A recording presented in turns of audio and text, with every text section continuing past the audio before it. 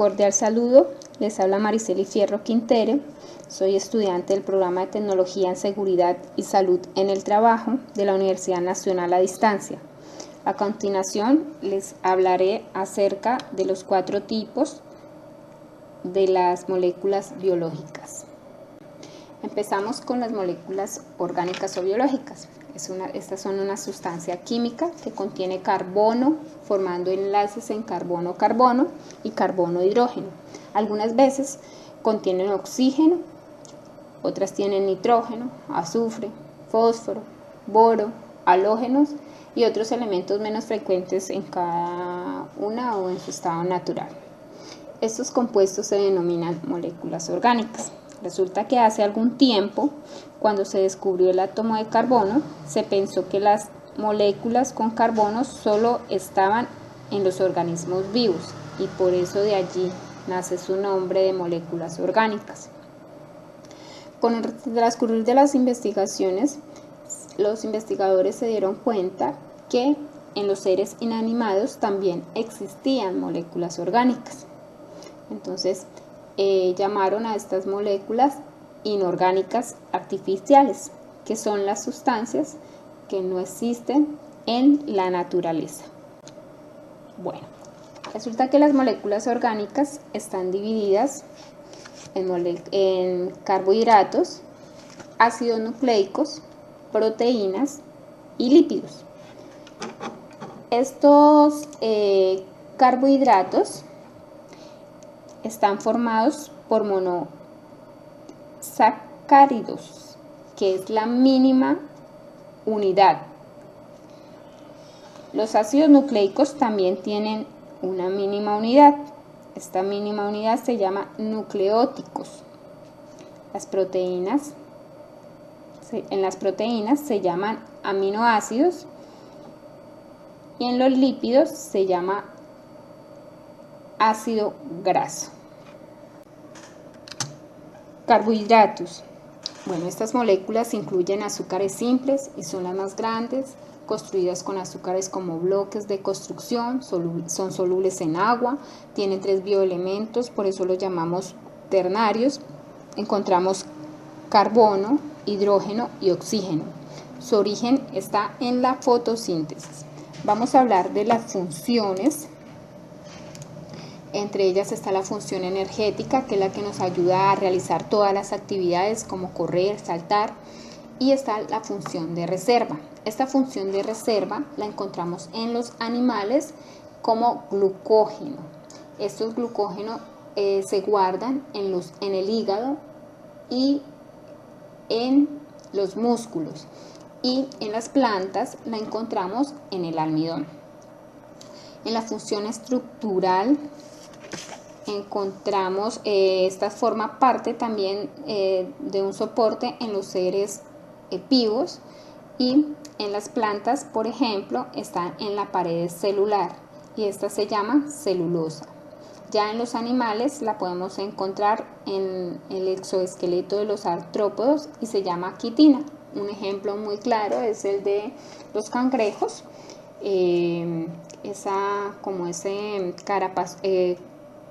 como ese caparazón que tienen, contiene quitina.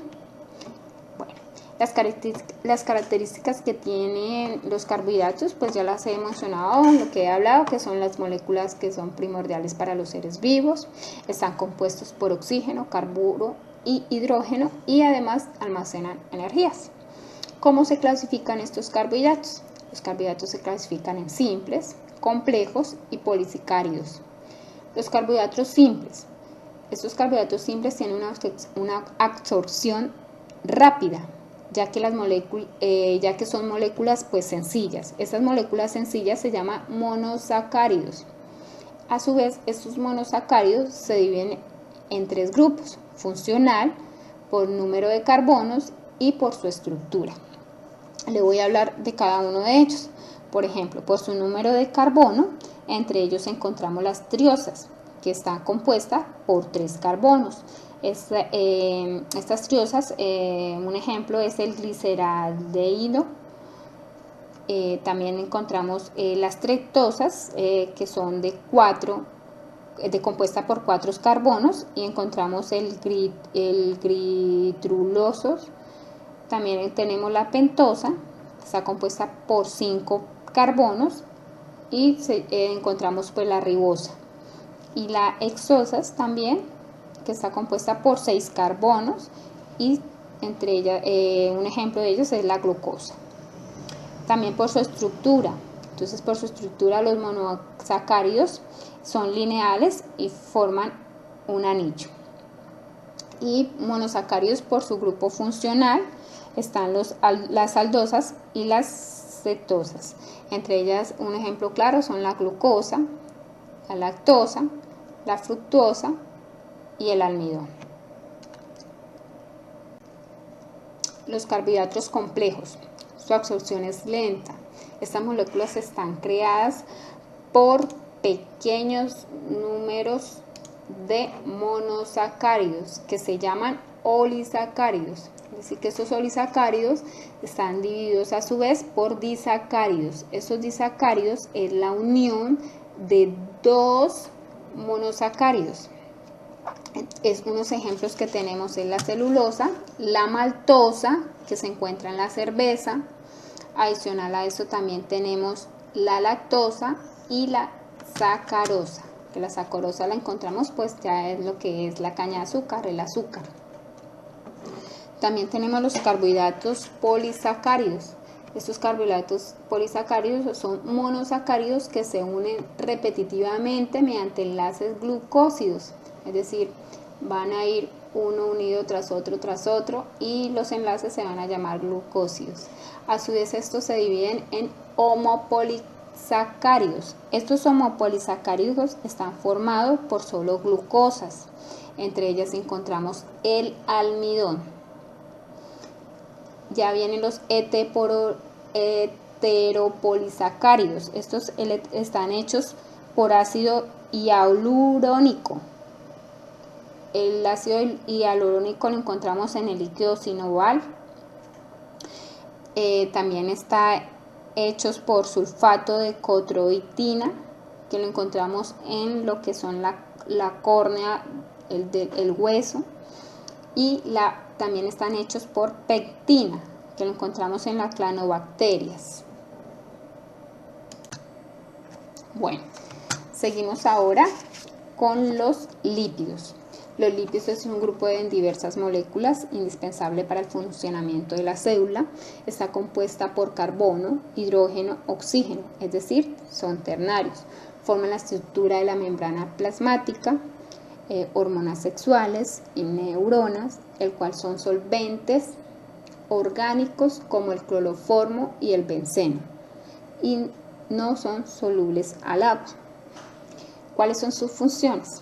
Entonces vamos a hablar de las funciones. Igualmente acá tiene la función energética. Esta función energética en las grasas es más elevada que en los carbohidratos, pero esto no quiere decir que estos lípidos sean buenos en el momento de consumir, de consumirlos. ¿Por qué? Porque ellos tienen una función de reserva, y esta función de reserva lo que hace es o donde se encuentra es en los triglicéridos. También tenemos la función estructural, que son los fosfolípidos. Estos fosfolípidos se encuentran en la membrana celular, que son estos que se encuentran aquí azulitos. ¿Qué sucede? Resulta que ellos tienen 2 funciones, una que es la hidrofílica y otra que es la hidrofóbica. Resulta que la cabeza, que es la cabeza polar, ella es hidrofílica, es decir, que es solvente con líquidos, mientras que las cadenas apolares son hidrofílicas, es decir, que no son solubles con agua. Entonces, de allí depende de que ellos determinan qué sustancias dejan entrar, digámoslo así, en la célula.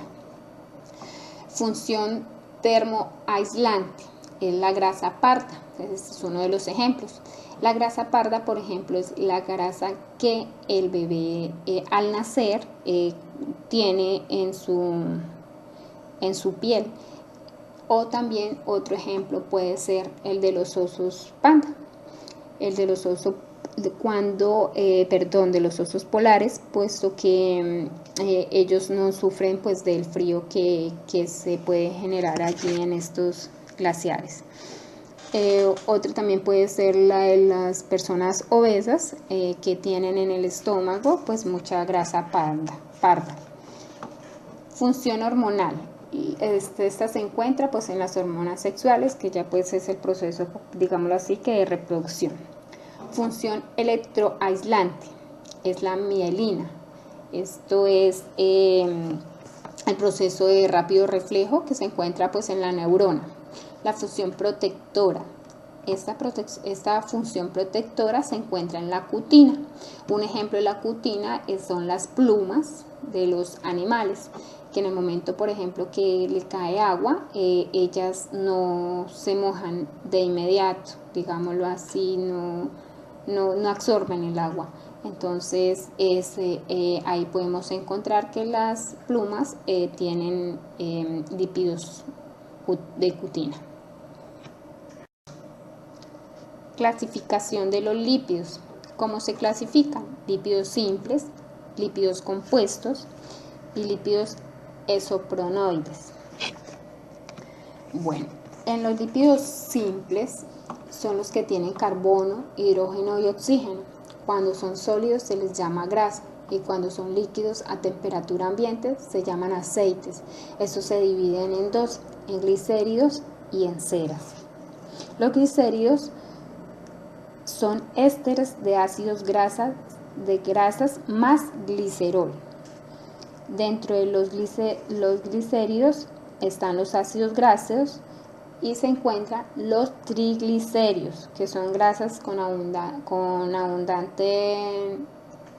son grasas abundantes. Y las ceras están uno de los ejemplos puede ser las ceras de las abejas. Esa puede ser uno de los ejemplos de estas. Bueno, los lípidos complejos son lípidos que además de tener carbono, hidrógeno y oxígeno también tienen nitrógeno, fósforo, azufre u otras biomoléculas con glúcidos. Por eso es que se llaman complejos, porque además de tener estos lípidos simples, le anexan alguno de estos otros compuestos u otra biomolécula como un glúcido. Se dividen en fosfolípidos y en glucolípidos. Bueno, siguen los lípidos isoprenoides.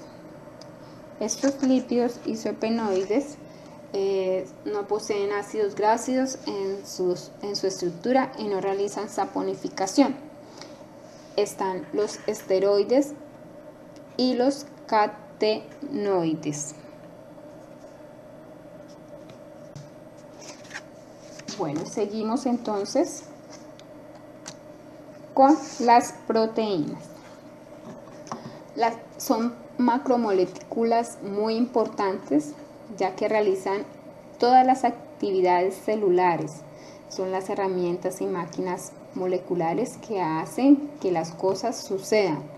En todas encontramos gran cantidad de nitrógeno, oxígeno, hidrógeno y carbono. Es decir, es un compuesto cuaternario. Tiene 4 compuestos. En otras hay azufre, hierro y fosfato. Además tienen gran cantidad de peso molecular. Bueno, tenemos ahora las funciones. Bueno, como habíamos indicado, casi pues todas tienen funciones energéticas para las mismas actividades que siempre realizamos. También hay función contráctil. Esta función contráctil la encontramos en los músculos y tienen actinia y misionia.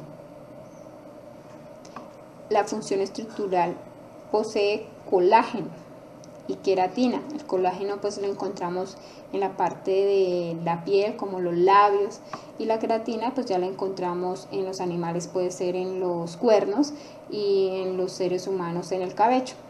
La función de defensa son los anticuerpos. Esos anticuerpos son los que nos ayudan a prevenir enfermedades, es decir, no admiten a los virus. Función hormonal está en la insulina somatomédigna. También tiene otra función, que es transportar sustancias de una parte a otra. La función biocatalizadora, esa se encuentra en las enzimas. Y la función de reserva, como la ovoalbumina, esta la encontramos en los huevos. Clasificación de las proteínas. Entonces, la que vamos a clasificar por su forma, por su grupo prostético y por su estructura. Por su forma, son proteínas fibrosas.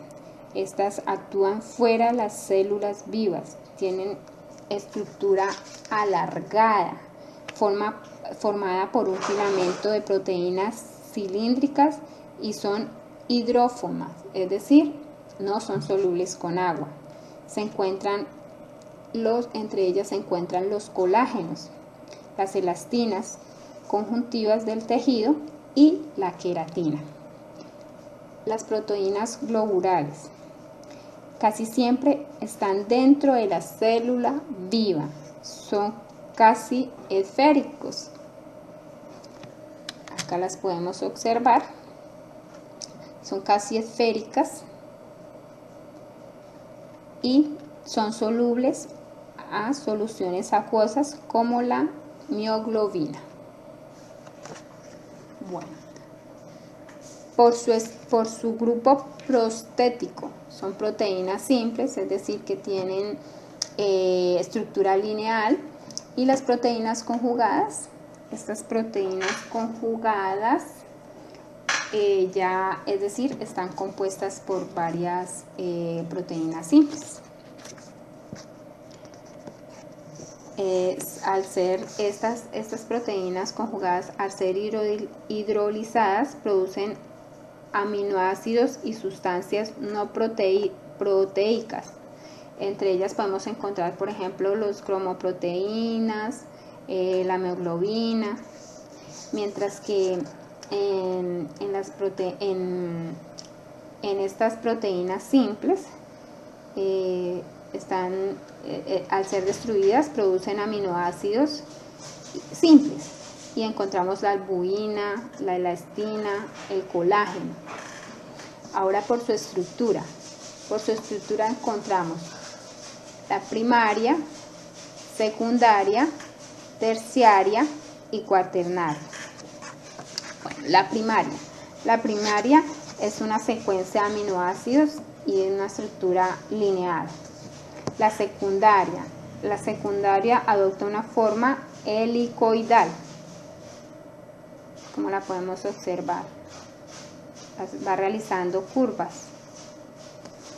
La terciaria es una estructura que contiene la parte de la forma helicoidal y plegada, que da aspecto global, es decir, ya la van ampliando más y va siendo una parte global. Y la cuaternaria está formada por 2 o más polipépticos. Bueno, vamos a hablar de los ácidos nucleicos, que son biomoléculas portadoras de la información genética. Están formados por 5 bioelementos, entre ellos tenemos el carbón, el hidrógeno, el oxígeno, el nitrógeno y el fósforo. Como lo había indicado al principio, la mínima unidad del ácido nucleico son los nucleótidos, que están unidos por enlaces fosfodiéster. La función primordial de los ácidos nucleicos es almacenar y transmitir información genética. Este nucleótido, como ya lo he indicado, que es la unidad mínima del ácido nucleico, está formado por un grupo de fosfato, azúcar pentosa y base de nitrógeno. Si esta azúcar pentosa es desoxirribosa, es de ADN. ¿Por qué? Porque la A de ácido, la N nucleico y la D de desoxirribo. Es decir, que significa ácido desoxirribonucleico. Y si es de azúcar pentosa ribosa, es del ARN, que es el ácido nucleico ribo. Entonces, ácido ribonucleico. La base nitrógena está dividida en dos tipos: purina y pirimídica. Esta purina se divide en dos: adenina y guanina, y tiene dos anillos. Y la pirimídica se divide en tisonina, timina, uracilo, y tiene un anillo. Bueno, entonces ya nace una ley. Esta ley se llama la ley de Chargaff, donde Chargaff dice que para el ADN hay 4 nucleótidos. Ellos son adenina, tiamina, citosina y guanina. También nos dice que si hay adenina, debe ser proporcional a la tiamina. Es decir, que si acá hay 3 adeninas, aquí tiene que haber 3 aminas, tiamina. Que si hay citosina, debe ser proporcional a la guanina. Si hay 2, pues aquí deben haber 2. Y también dice que para el ARN también hay 4 nucleótidos, que son adenina, uracilo, citosina y guanina. Pero igualmente dice que si hay adenina, tiene que ser proporcional al uracilo, y que si hay citosina, tiene que ser proporcional a la guanina. Este es el ARN, que tiene una sola cadena, y si nosotros lo podemos ver, entonces está la citosina, que está en azul, que son estos, la guanina, que está en verde, la adenina, que está en amarillo, y el uracilo, que está en naranja. Nos dice que la adenina está con el uracilo. Entonces, adenina, uracilo, adenina, uracilo. Este no es complementario, mientras que si vemos el ADN es complementario. ¿Por qué razón? Porque nos decía Chargaff que la adenina tiene que ser proporcional a la tiamina. Entonces, si hay adenina, que es la amarilla, tiene que haber tiamina, que es roja. Entonces, adenina, si nos damos cuenta, está en amarillo, y la tiamina, que también está en rojo. Es decir, que es complementaria, formada por las dos cadenas. Si hay citosina, que es la azul, tiene que haber guanina, que es la verde. Entonces, citosina azul y guanina, que es la amarilla, la verde, perdón. Entonces, y ahí está pues la ley de Chargaff, como la podemos observar en este recuadro. Clasificación de los ácidos nucleicos. Esta clasificación pues ya la hemos indicado casi anteriormente, que es el ADN y el ARN. En el ADN es complementaria, como les había indicado en la figura anterior, y tiene dos cadenas también, que se lo expliqué, y es helicoidal. El ARN es lineal, es de una sola cadena, también ya lo había explicado, y no es complementaria. Estos ARN se dividen en 3: el ARN mensajero, el ARN ribosómico y el ARN transferente. El ADN mensajero, pues como la palabra misma lo dice, es el que transmite el mensaje. El ADN ribosómico, se asocia con las proteínas y forma los ribosómicos. Y el ARN transferente se une con los aminoácidos para formar ya lo que son las proteínas de ribosomas. ahí están nuestros dos clasificaciones, la clasificación del ANE y la clasificación del ARN. Muchas gracias. Espero que haya sido entendida en este proceso y que tengan un feliz día.